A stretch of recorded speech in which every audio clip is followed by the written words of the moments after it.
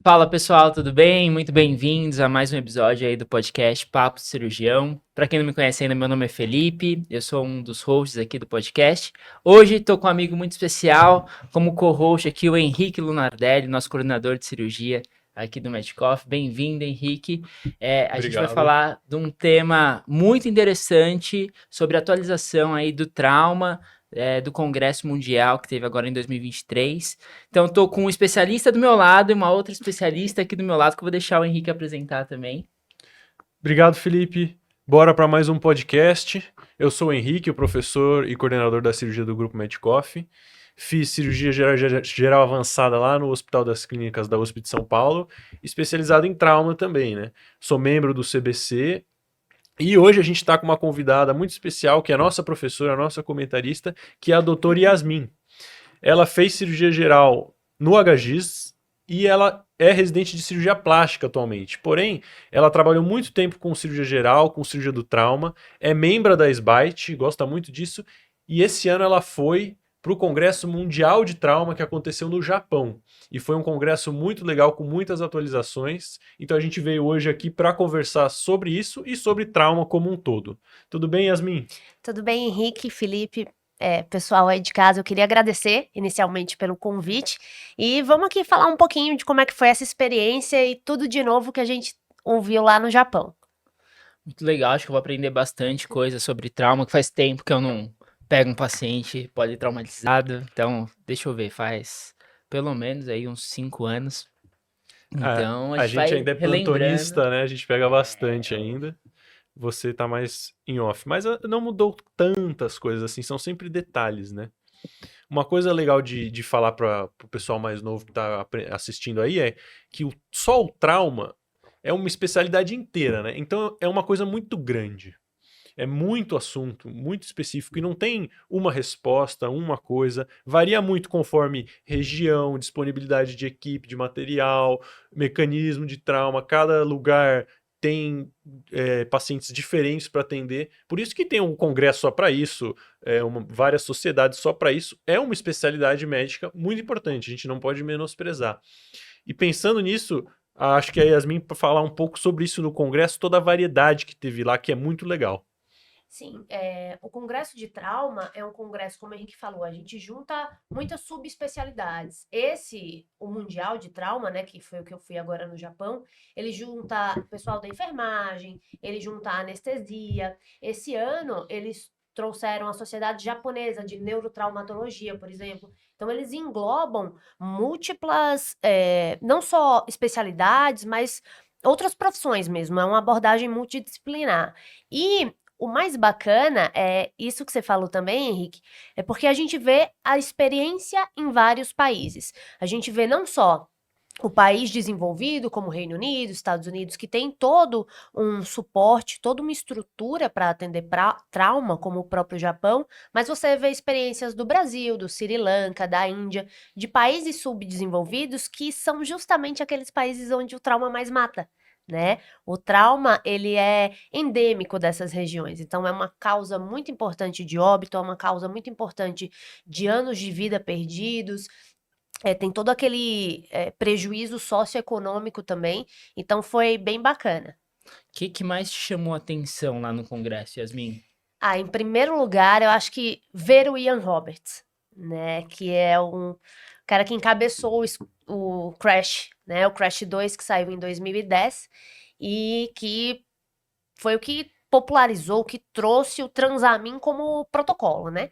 Hoje em dia a gente usa de protocolo por causa do Crash, perdão. E ele deu essa primeira aula dessa parte de coagulopatia foi dele, e falando justamente das novidades do Transamin, né? O Crash 2 ele saiu em 2010, que foi o que a gente começou a fazer, né? E tem tudo aquilo, eu acho que depois o Henrique comenta um pouco mais dos protocolos. E o que vem aí, eles estão tentando reduzir cada vez mais o tempo para administração. Porque a gente já sabe que depois de 3 horas não é tão significativa a diminuição da mortalidade. Então, eles estão tentando aí padronizar o ácido tranexâmico intramuscular, que é uma coisa que vai vir no Crash 4, mas O estudo ainda, eu acho que para entrar para a gente como protocolo vai demorar um pouco, porque o CRASH 3 e o 4, eles estão focando em TCE, né? O 3 foi para TCE hiperagudo e o 4 também vem para TCE em idosos com transamin intramuscular. Eu acho que isso foi a primeira coisa, assim, que me chamou a atenção bastante. Muito legal. Então, acho que é importante a gente ir sempre falando das novidades e também falando o que a gente faz atualmente. Obviamente que a gente segue o ATLS e o que a gente segue é o Crash 2. O que diz o Crash 2, Henrique? Isso é muito legal da gente comentar, porque quando a gente começa a estudar trauma, né, primeiro contato, primeiras aulinhas, a gente vê trauma igual é o ATLS e o ABCDE do trauma. E que é verdade. Só que uma curiosidade é que o ATLS, ele é feito pelos americanos inicialmente, né, mas hoje em dia é global, e ele é feito para um médico e um auxiliar enfermeiro técnico atenderem qualquer paciente vítima de trauma em qualquer lugar. Então ele é para o mínimo recurso. E ele resolve todo o trauma, tudo, resumidamente. Obviamente, a gente está aqui com a Yasmin falando do Congresso Mundial, que é o outro lado da moeda, completamente oposto. É toda a especialidade, todas as novidades, tudo que mais tem de novo. Então a gente tem que saber fazer essa diferenciação. Né? E o que a gente estuda primeiro, o que cai nas provas, o que o cirurgião geral e o médico geral como um todo precisa dominar é o ATLS. A partir daí, quem gosta e quem faz isso vai se especializando no que a gente está comentando. O ATLS, ele já introduz sim o transamin, e o ATLS 10ª edição está entre o 2 e o 3, porque o 2 é oficializado, que recomenda fazer transamin EV em 10 minutos antes das 3 horas do trauma, até 3 horas, né, do trauma, que depois disso não tem efeito, mas você faz em todo trauma que tem suspeita de sangramento. E o Crash 3 entrou falando de transamin no TCE, mais algumas novidades de horas e idade, mas ainda é nebuloso essa parte. E o Crash 4, que está chegando lá no Japão, vai vir, mas vai ser introduzido depois. O que a gente precisa saber do transamin? É para usar até 3 horas do trauma, uma dose em 10 minutos e depois uma outra dose até 8 horas. Tá? Em Endovenosa, 8 né? horas, endovenoso. Isso é para usar em paciente com sangramento. Ele ajuda. Lembrando, obviamente, que sempre a prioridade é o controle do sangramento, né? Controlar o sangramento antes de mais nada é o que mais vale. Muito legal. Que mais você viu lá, Yasmin? Então, acho que tem depois eles fizeram uma mesa de damage control. E agora o que eles estão focando, não necessariamente na cirurgia de controle de danos, mas na ressuscitação de controle de danos. A parte cirúrgica, ela não muda muito, né? Mas como o Henrique falou, os estudos eles são todos para essa ressuscitação. Então são protocolos cada vez mais agressivos, e quando a gente fala agressivo, a gente não fala de quantidade de volume, a gente está falando de sangue, né? O paciente perde sangue e a gente repõe sangue. E eles vêm agora, que é uma coisa que para a gente ainda não vale, mas acho que vale ficar de olho aí, no sangue total, inclusive em protocolos que trazem um maior controle do sangramento. Então, tem gente fazendo um pouco mais de plasma, não segue aquele nosso clássico 1 para 1 para 1. Acho que... Pode falar. O clássico mesmo é o 1 para 1 para 1, que é o que é mais definido na literatura, né? Quando você tem um paciente com sangramento, foco de sangramento importante, com mecanismo de trauma relevante, em choque hipovolêmico, o paciente está sangrando muito, né? Que o paciente vítima de trauma está sangrando até que se prove o contrário. Esse paciente tem indicação de ressuscitação hemostática e transfusão maciça, que a gente faz do 1 para 1 para 1, concentrado de hemácia, plasma e plaquetas. Mas isso já está mudando e com mais relevância. Isso a gente já vai ver bem antes, como a Yasmin comentou. Eles estão querendo mudar para sangue total e eles estão querendo mudar para guiado, né? Guiado por exames e parâmetros, tomboelastograma, plaquetas do paciente, NR do paciente, para você guiar, fazer mais plasma, fazer a plaqueta conforme os exames. E o sangue total chegando com tudo. Legal, eu acho que vale a pena a gente tentar conceituar o que é isso? Ressuscitação hemostática, protocolo de transfusão maciça, por que a gente usa mais agora, então, hemocomponentes e tenta diminuir a ressuscitação por soro fisiológico, por exemplo, e choque index, que eu lembrei também aqui, que acho que é bem legal, quando a gente estava prestando prova de residência, eu lembro que eu estudei bastante, então explica um pouquinho aí. Eu vou explicar e aí eu tiro algumas dúvidas das novidades com a Yasmin, que isso é um assunto muito legal também. Vamos lembrar do básico, que todo paciente que sofre um trauma está sangrando e está em choque hipovolêmico até que se prove o contrário. A nossa prioridade é fazer esse diagnóstico para controlar o sangramento. Precisa parar o sangramento. Isso é prioridade, sempre foi, não mudou e vai continuar sendo assim. Junto com isso, a gente precisa repor as perdas, né? Que é fazer transfusão sanguínea e repor o volume que ele perdeu, porque ele sangrou. Antigamente faziam muito soro fisiológico, né? Isso era péssimo. Por quê? Porque o paciente entrava em hemodiluição e coagulopatia do trauma. E aí entrava na tríade letal. Coagulopatia, acidose e hipotermia. E aí cada vez mais a gente está indo para o lado do sangue. Se ele perdeu o sangue, vamos repor sangue. Aí entrou o Ringer lactato, que é o volume um pouco mais parecido. Querem fazer plasma light, acho que ela vai falar depois disso, que é mais parecido ainda com o sangue, mas o melhor é a transfusão sanguínea, né? Transfundir sangue total, sangue, plasma e plaquetas, sempre lembrando da prioridade do controle do sangramento. Isso é ressuscitação hemostática, usar hemocomponentes e usar o transamin como adjuvante. Obviamente tem um outro detalhe que a Yasmin pode comentar também, é que muitos poucos hospitais, pelo menos no Brasil, têm o protocolo de transfusão maciça, né? Nos países avançados, doação de sangue é muito bem divulgada, é muito bem feita, eles têm e conseguem. Nesses países mais subdesenvolvidos, não tem isso para todo mundo, não tem hospital. Então talvez no seu hospital nem sangue tenha. Aí você vai ter que se virar nos 30 e transferir o paciente, né? Acho que agora a Yasmin pode falar um pouco melhor sobre isso e depois eu falo do Shock Index e do que eu estudei por aí. Comentando isso, a gente volta para aquele nosso primeiro tópico, que é o interessante do Congresso, né? Você tem pessoas do mundo inteiro. E realmente, a gente tem uma ressuscitação hemostática, tem um pessoal falando aí de plasma light, que é justamente um fluido que ele é mais semelhante, né, à composição do nosso plasma. Então, ao invés de você fazer reposição com Ringer lactato, por exemplo, eles já fazem esses protocolos colocando plasma light. Tem sempre a gente até te fizeram uma piada lá, tem sempre um da salina hipertônica, né? Que acha que a salina hipertônica vai salvar o mundo, mas o que eles têm de estudo é para TCE isolado, então assim, no politrauma não dá para aplicar. E com a ressuscitação hemostática, além do sangue total, tem um pessoal fazendo mais plasma, por exemplo, justamente por causa das coagulopatias. O que eles falam que lá fora já é diretriz é justamente guiar por tromboelastograma. Então, eles não realizam essa ressuscitação empírica, né? Mas a gente tem que pensar que no nosso caso, a gente não tem tromboelastograma disponível. Né? A gente, como você falou, a gente mal tem banco de sangue em todos os hospitais. Então é uma realidade um pouco diferente.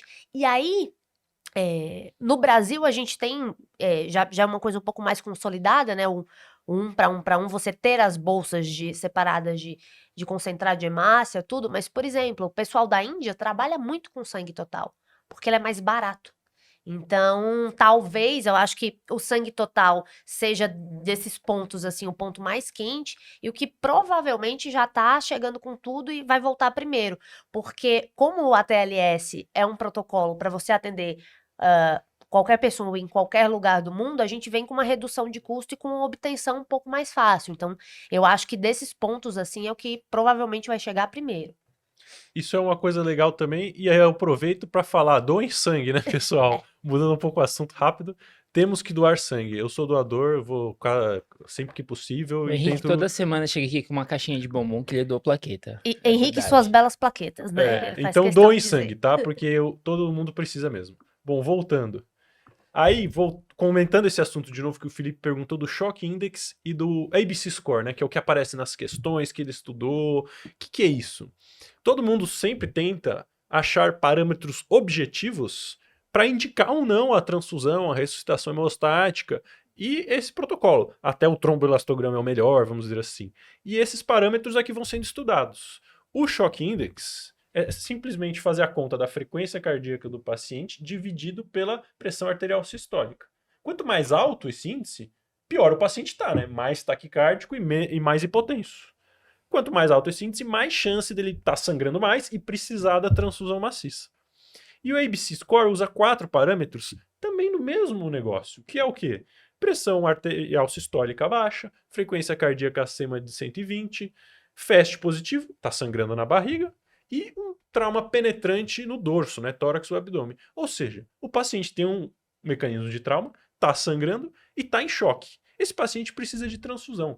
E hoje em dia eles nem usam mais o ABC Score. Eles falam do choque index e da pressão de pulso, tá? Que é a diminuição entre as pressões arteriais. Tudo isso são dados objetivos para explicar o que a gente entendeu aqui, né? Tá sangrando muito, tá em choque hipovolêmico, ele precisa da ressuscitação hemostática e precisa controlar o sangramento. A classificação de choque, de acordo em graus, também é utilizada ainda, nos 4 graus? Essa é uma boa pergunta. É muito definido isso na literatura, todos os livros, os lugares usam, muita prova pergunta. Não é o melhor. Né? Não é porque é um dado, uma foto, né? Um dado objetivo que não avalia o resto. Ele não avalia a evolução do paciente. Ele não avalia outros critérios. Não é o melhor. A gente usa muito para classificar e para pôr na prova e para pôr no prontuário, mas o melhor, até no ATLS 10 já tem isso, então já é bem definido essa parte. O melhor é isso que a gente comentou, né? Mecanismo de trauma, sangramento e a resposta do doente. Né? Todo mundo que sofre trauma vai ganhar lá aquele 1 litro de Ringer aquecido. O nosso doente está respondendo ao tratamento inicial? Não está, tá pior. Então esse paciente é muito grave, precisa das medidas mais invasivas. Não, o nosso paciente está respondendo, esse paciente eu fico um pouco mais tranquilo. Isso é o melhor parâmetro, é a tabela do respondedor. Sim, com os critérios de diagnóstico de choque são os mesmos, né? Que é o diagnóstico clínico. Acho que isso a Yasmin também vai concordar. Sim, com certeza. E até para quem faz prova prática, né, nas questões, você tem que lembrar, trauma é reavaliação constante.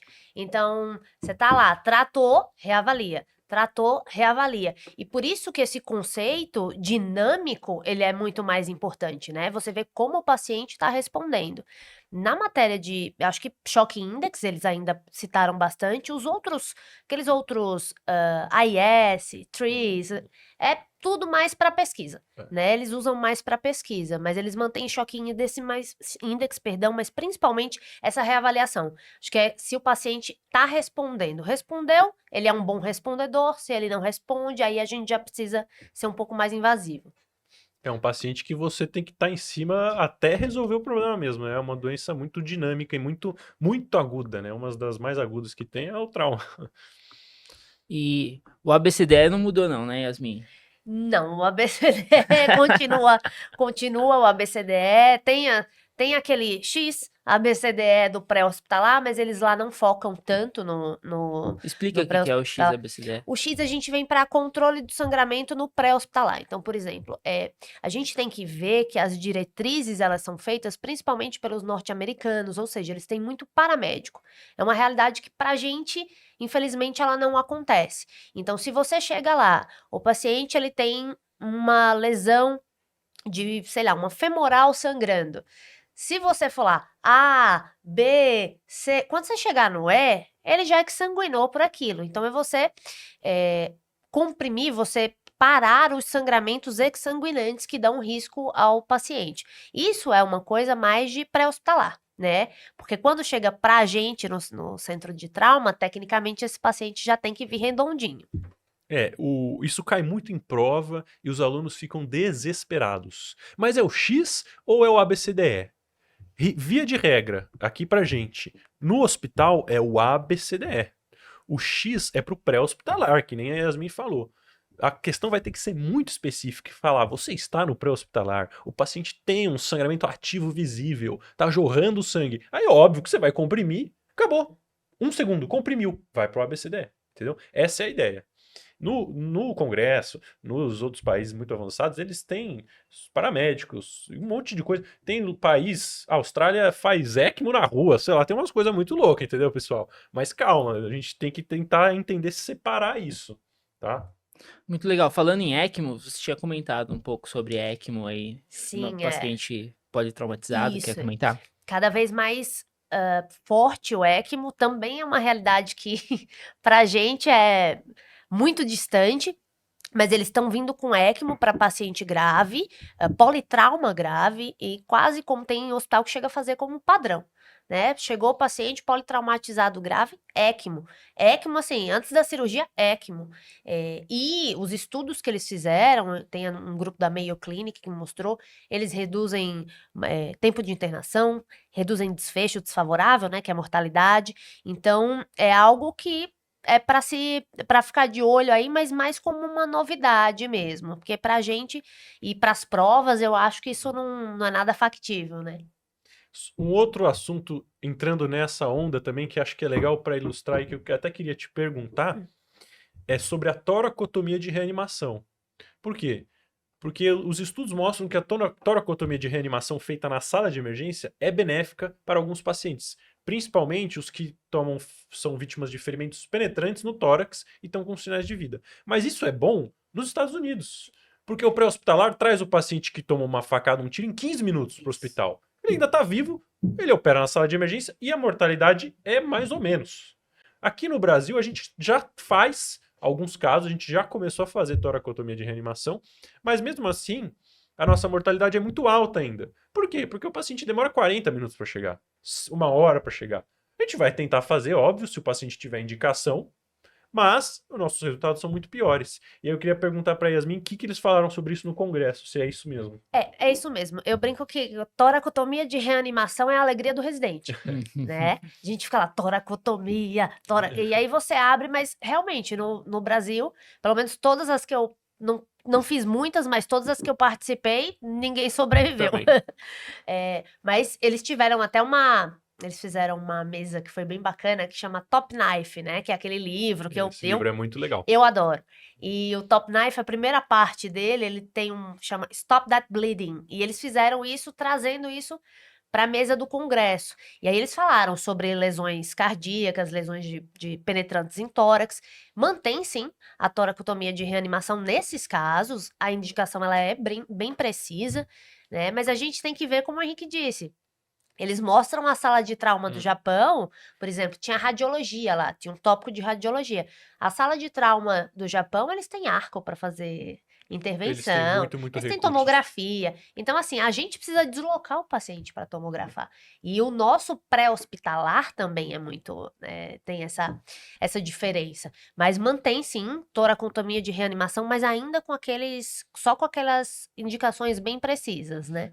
É interessante, porque eu tô lembrando aqui, e eu também, eu fiz umas 5 toracotomias de reanimação, eu dei plantão no hospital universitário também bastante tempo, e chegava lá, paciente, trauma penetrante, sinais de vida, mas nunca também vi sobreviver, eu já consegui levar pro centro cirúrgico, assim, mas o paciente acabou falecendo depois. E aí eu tô lembrando que existiam algumas indicações para trauma não penetrante.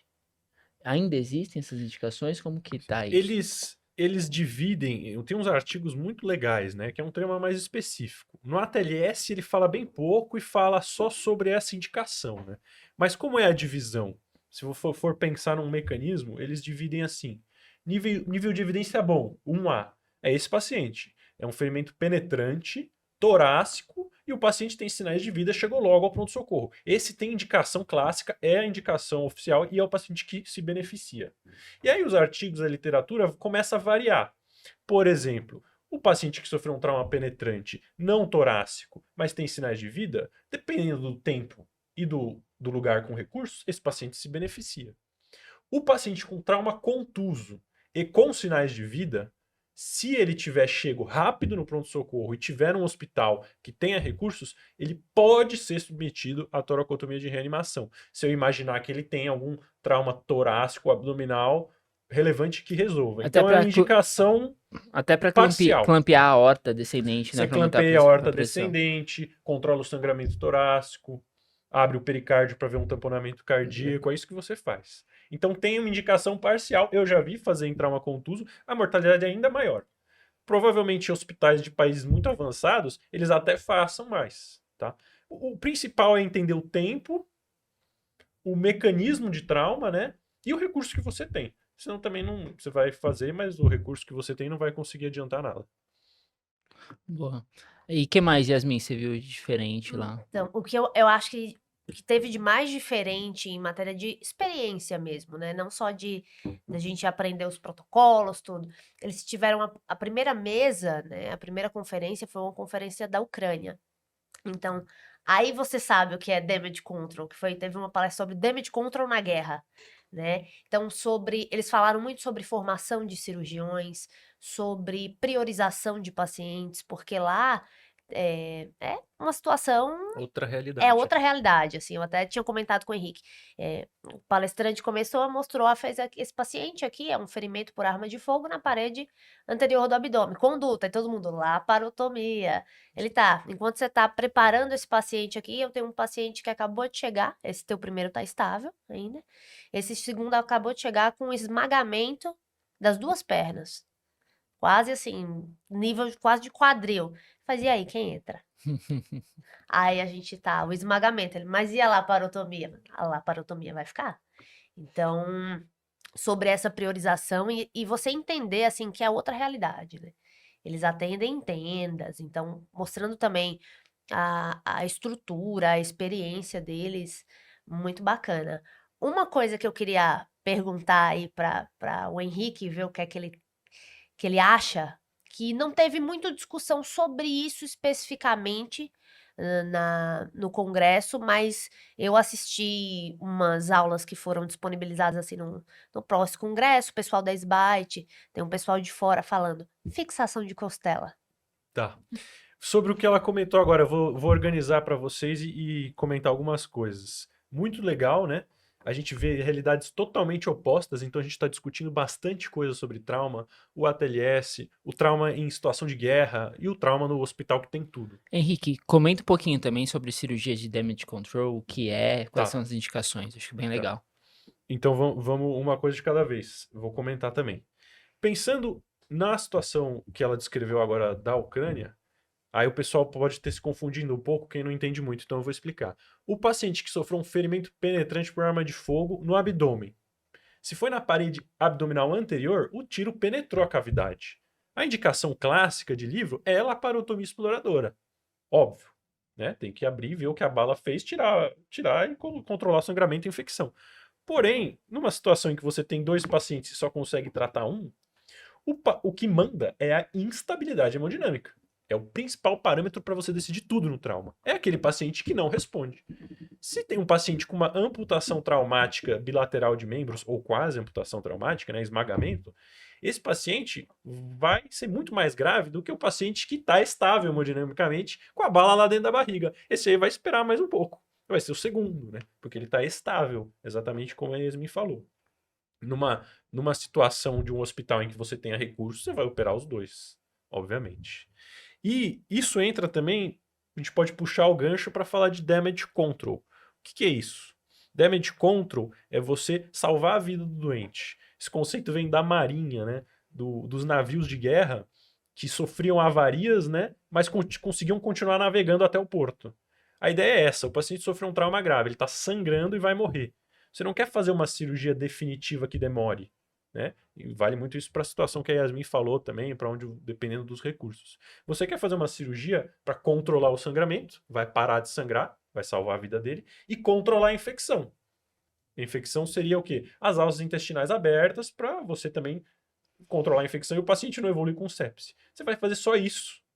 E aí vai mandar o paciente para UTI, tratar a tríade letal, estabilizar ele para reoperar com calma e aí sim fazer o tratamento definitivo. Isso é o conceito de damage control. Ele vem junto com o conceito de ressuscitação hemostática também. Tá?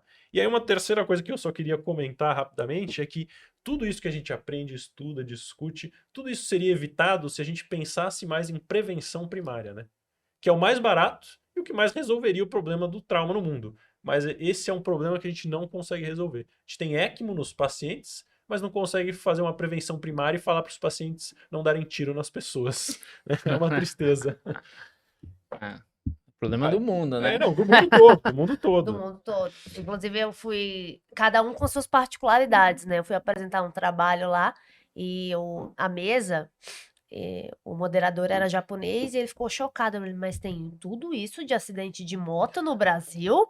Tem tudo isso. E realmente, a gente não consegue, né? É a medida mais efetiva é a prevenção primária, mas a gente ainda não consegue, porque é o único jeito de evitar 100% as mortes, né? Conta um pouquinho do trabalho que você apresentou, Yasmin. Então, eu apresentei, eu fui para duas coisas, né? Eu apresentei um trabalho que foi faz parte de um doutorado, que é sobre uma avaliação dos problemas de mortalidade dos pacientes durante a Covid, tá? Então, ver diagnóstico de mobilidade, e para isso a gente traçou um perfil desse paciente.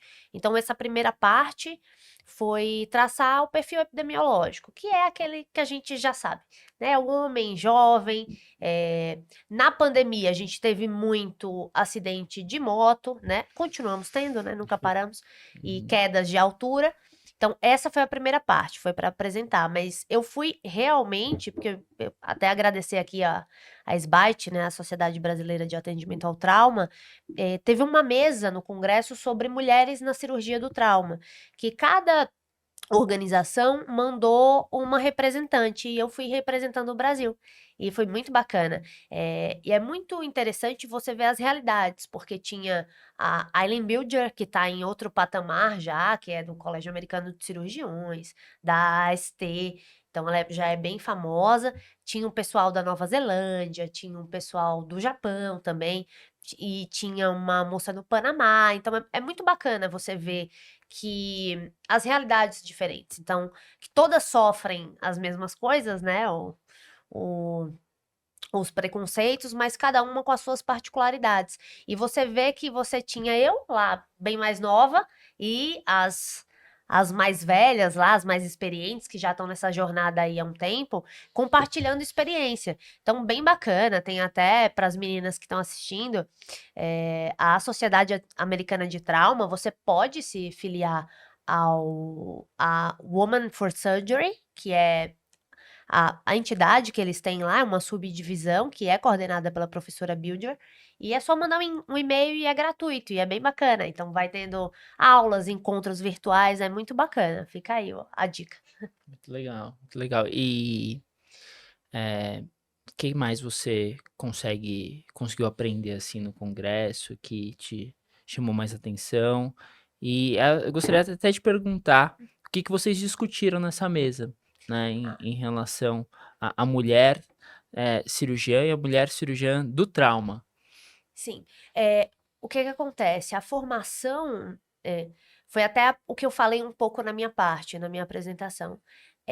Ser mulher já é desafiador, né? Porque a gente tem, se você for olhar nos países mais subdesenvolvidos, você tem a violência é muito maior, a possibilidade de você ter acesso à educação é muito menor, e isso vai afunilando. Então, você chega de mulheres, quando você forma na medicina, por exemplo, você está fazendo medicina, você é a minoria nas especialidades cirúrgicas. É comprovado, tem estudos que comprovam que a mulher na residência de cirurgia, ela entra em menos cirurgias do que um homem durante a formação, que ela vai receber menos pelas cirurgias, mesmo tendo a mesma qualificação, né? Vocês fizeram a mesma residência. Um homem vai conseguir cobrar mais do paciente do que a mulher para ser operado. E na cirurgia do trauma, isso é ainda mais evidente, né? Porque é uma subespecialidade, é uma área de atuação que é muito associada a muita renúncia, né? Eu não vou conseguir ter família, eu não vou conseguir ter tempo para fazer outras coisas. Então a gente discutiu muito as mudanças, como é que a gente pode se ajudar, né? Porque diz que os problemas a gente já conhece, né? Não conhece todos, né? Você não conhece a realidade de todo mundo, mas os problemas a gente já conhece. As soluções é o que a gente está buscando. E foi uma mesa muito bacana, a gente está até continuando, a gente continua se comunicando por e-mail e a gente está fazendo mais, vamos submeter, vamos montar bonitinho como que foi para a gente submeter a mesa, e a gente continua conversando justamente para se apoiar. E eu acho que é isso. Você não perceber que você tá sozinha, sabe? Muitas vezes quando você começa, a residência já é sofrida, vocês sabem. A gente começa lá, você não dorme, não come, e você achar que você tá sozinho, eu acho que torna tudo muito pior. Então, a partir do momento que você vê outras mulheres que já passaram pelo que você passou, ou pelo que você está passando, e que elas conseguiram superar, é muito mais bacana, assim, você vê que você não está sozinho nesse caminho, que você consegue ir além. Então, eu acho que não falta, a gente discutiu também sobre, mas criar mais vagas para as mulheres. Eu acho que é um tratamento mais igual mesmo, né? E até teve um comentário que disseram que do jeito que tá, porque realmente tá crescendo bastante o número. Teve até um comentário que disseram, será que daqui a 40 anos a gente não vai estar numa mesa homens na cirurgia, ainda há espaço para nós? Não sei. Não é verdade. No Brasil, eu li o último censo. Na medicina, a gente já tem mais mulheres do que Sim, homens. Aí, As coisas estão melhorando, né? Mas ainda tem muita Tem. coisa para melhorar. E eu acho que isso é muito legal, o Congresso dar esse espaço e vocês fazerem isso, você ir lá representar. Eu fiquei muito feliz, achei muito legal. A aula ficou muito boa. A gente tem isso aí disponível depois. E eu acho que tem que ser discutido mesmo. Até fiz um podcast com a doutora Elisa alguns dias atrás. A gente também falou sobre mulheres na cirurgia como um todo. Ela deu o exemplo dela. E é muito legal. É um assunto que tem que ser mesmo falado, porque, como você falou, tem muitas que se sentem sozinhas e aí acham que não é para elas. É para qualquer um, entendeu? Quem gosta tem que fazer e cada vez mais vai ter apoio. E acho que vai ficar melhor para todo mundo. muito legal. Parabéns. Parabéns pela sua Obrigada. aula e por representar também o Brasil também. E o Medcoff. Com certeza. Bom, acho que queria só dar um recado também para quem está assistindo, que assunto com trauma, né? É um assunto muito quente na prova do CBC. A gente estava conversando aqui com o Henrique. A prova do CBC são os últimos dias para inscrição, então tá acabando. Quem for querer se tornar um cirurgião reconhecido pelo CBC, tem que lembrar de se inscrever. E também a gente tá com um curso ativo, assim, um curso super sucesso, voltado para quem tá fazendo CBC, tá muito legal. Quer comentar um pouquinho, Henrique? Sim, claro. O CBC, que é o Colégio Brasileiro dos Cirurgiões, é o órgão que representa a gente, né? Representa os cirurgiões do Brasil. E eles estão sempre muito presentes, muito antenados em todas as novidades. Com certeza tinha um membro lá no Congresso Mundial, com certeza eles estão de olho nas atualizações. E nós, como cirurgiões, queremos ser membro do colégio, né? Eu gosto, eu prestei, fiz o título e sou membro. E a gente até consegue estar mais antenado em todas essas novidades. E eles fazem uma prova, é uma prova muito legal, muito bem feita, e tem todas essas novidades. Não no Congresso Mundial, claro que não, eles também não vão pôr coisas que não têm definição na literatura, mas são as coisas mais atuais, da cirurgia geral como um todo. Então cai muito trauma, cai muito cirurgia geral, cirurgia do aparelho digestivo, e é uma prova legal, bem feita, e o nosso curso é feito por especialistas e bem direcionado. Então, quem tem interesse em ter o título e entender mais sobre isso, acho que vale muito a pena olhar lá os vídeos e não perder que a inscrição vai acabar e a inscrição tanto do nosso curso quanto da prova, né? Muito Então, os legal. últimos dias aí. Vamos deixar aqui o link na É. descrição aqui embaixo do vídeo também. Se estiver assistindo no YouTube, se estiver assistindo no Spotify, entra lá no nosso Instagram que você vai achar o CBC. Yasmin, queria que você fizesse aí suas considerações finais, seus últimos ensinamentos aqui. Eu também gostaria de agradecer a sua participação. Muito obrigado, acho que foi muito engrandecedor. Aprendi muita coisa sobre trauma. Voltei, lembrei várias coisas também, acho que foi bem legal. Acho que o pessoal deve ter gostado. O que mais? Então, acho que agradecer mais uma vez o convite, né? Eu sou apaixonada pelo trauma. Eu acho que o bom da medicina e da cirurgia é porque ela dá pra gente várias, né, vertentes. Você pode ir para vários lados, mas eu adoro o caos da sala de trauma.